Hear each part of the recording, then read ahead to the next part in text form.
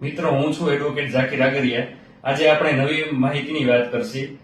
Cyber fraud વિશેની વાત કરશી આપણે આજે કે સાયબર ફ્રોડ એટલે શું.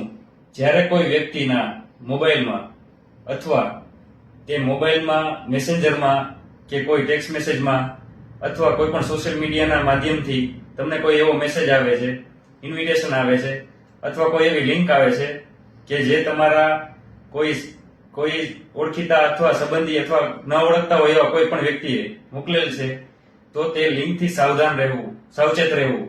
કારણ કે આ લિંક સાયબર અપરાધીઓ દ્વારા પણ મોકલવામાં આવેલી હોઈ શકે છે. કોઈ પણ લિંક ઉપર તમે ક્લિક કરશો તો એ લિંક ઉપર ક્લિક કરવાથી તમારા મોબાઈલનો પૂરેપૂરો એક્સેસ એ વ્યક્તિ પોતાના તરફ લઈ લેશે અને તમારા મોબાઈલમાં અથવા બેંક એકાઉન્ટની ડિટેલ્સ અથવા કોઈ પણ તમારી પર્સનલ ડિટેલ્સ તે પોતે જોઈ શકશે અને તેનો ઉપયોગ કરી શકશે.